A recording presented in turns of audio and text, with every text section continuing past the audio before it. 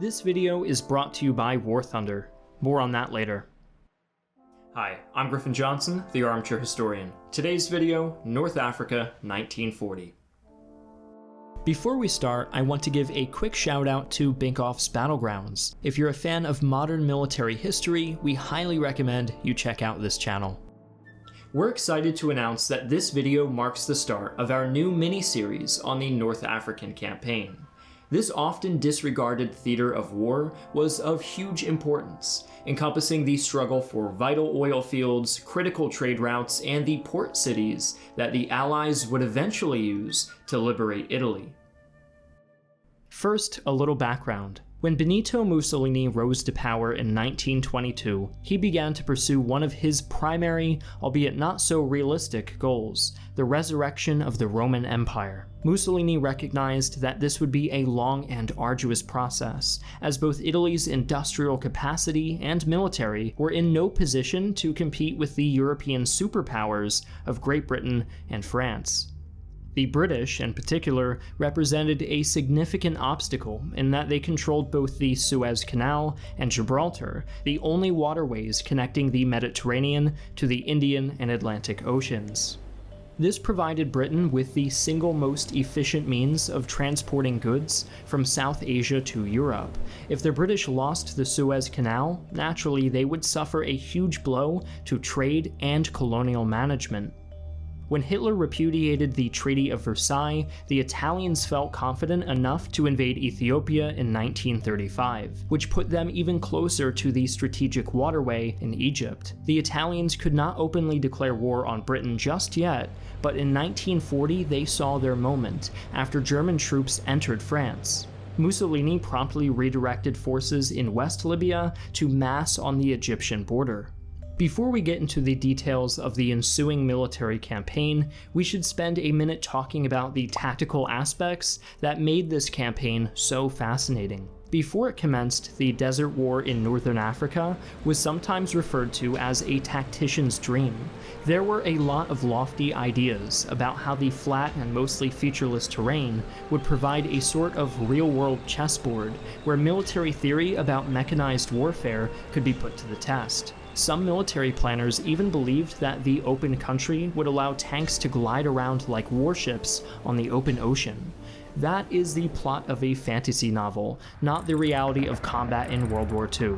Food, water, and gasoline had to be hauled over large distances in enormous quantities to even begin to meet the combatants' needs. Historian Paddy Griffith sums it up well, writing, "North Africa was such an unforgiving environment, in these and many other ways, that every mile traveled required a mechanical effort equivalent to well over 2 miles traveled in Northwest Europe, and of course in North Africa, there were many more miles to be traveled." Now let's get back to the front line. Expecting a quick German victory against the Allies, Benito Mussolini wanted, quote, "a few thousand dead," to gain a seat at the negotiating table. Therefore, his instructions to Marshal Rodolfo Graziani, Governor-General of the colony in Libya and commander of the Italian 10th Army, were as brief as they were unhelpful. Attack the British in front of you. Graziani, who had earned the nickname of the Butcher of the Desert, hesitated to go through with Mussolini's very elaborate plans. In early September of 1940, he was short on equipment, and British hit-and-run tactics cost him nearly 3,500 men, while the Royal Navy harassed his supply ports at Benghazi and Tobruk. By mid-September, Graziani was forced by Mussolini to make his move, and actually managed to penetrate 100 kilometers into British territory. Portions of the Italian 10th Army, totaling 80,000 of his 250,000 men, got as far as the city of Sidi Barrani in northwest Egypt, which they captured on September 16th. Unfortunately for the bumbling butcher, that was when all of those logistical issues that I mentioned earlier really caught up with him. Graziani ended up spending more than 2 months waiting for resupply, a period that the Allies mockingly referred to as his Sitzkrieg. And while Graziani was trying to get organized, his enemies were successfully doing just that. Sir Archibald Wavell, who commanded the British Army in the Middle East, had thus far been bluffing quite successfully. Italian forces in the north consisted of around 250,000 men, and in the south, 350,000. Wavell had just 86,000 under his command. It was only through a number of elaborate ruses, including inflatable dummy tanks and false tracks, that he was able to hold the Italians at bay. With more material and manpower freed up by the victory at the Battle of Britain, Wavell decided it was time to stop using balloon tanks and start using real tanks. Under the command of Major General Richard O'Connor, plans were made for an offensive codenamed Operation Compass. Just before dusk, on December 7th, the British 7th Armoured and the 4th Indian Divisions set out for the Italian front line. For days, the advance continued undetected by Italian forces. On the 9th, the British Western Force ambushed the Italian garrison at Naibewa, taking approximately 2,000 prisoners. Despite Graziani's overwhelming numerical advantage, O'Connor consistently brought more tanks to any given engagement by massing his forces together against Graziani's spread-out defensive perimeter. Within days, Graziani's front line was broken, and he quickly ordered a retreat back to Bardia in Libya. Just 3 days after the start of Operation Compass, Italian forces were completely withdrawn from Egypt, and O'Connor pushed on.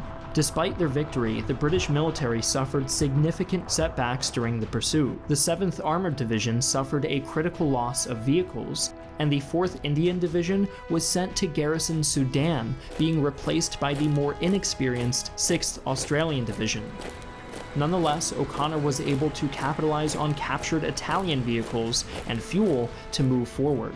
When he arrived at Bardia on December 27th, he found it well prepared, protected by mines, barbed wire, machine gun nests, and anti-tank ditches constructed along a 30-kilometer defensive line.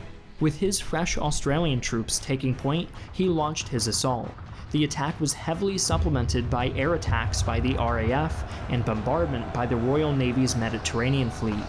On January 5th, the town was occupied by the British, and 2/3 of the Italian 10th Army had been killed or captured.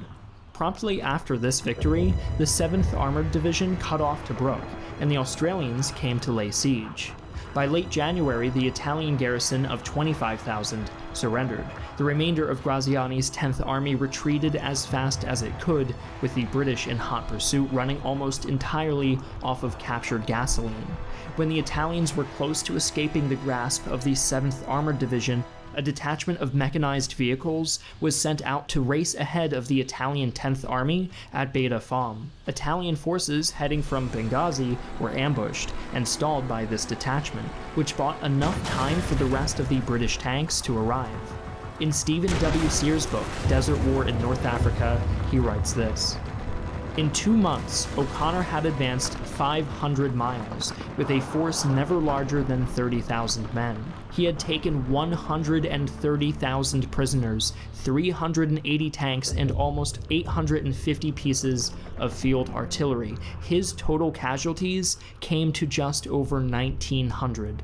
After the defeat of the Italian army, the British government, confident that there would be no counterattack anytime soon, relocated most of the British troops stationed in North Africa in an attempt to hold off an Axis invasion in Greece. But all this time, across the sea, Adolf Hitler had been keeping a wary eye on the repeated defeats of his allies. With about as much faith in Mussolini's strategic mind as was probably warranted, he dispatched one of his most gifted generals, a man who had distinguished himself as a tank commander during the invasion of France. That man was Erwin Rommel, and he brought with him a reckoning.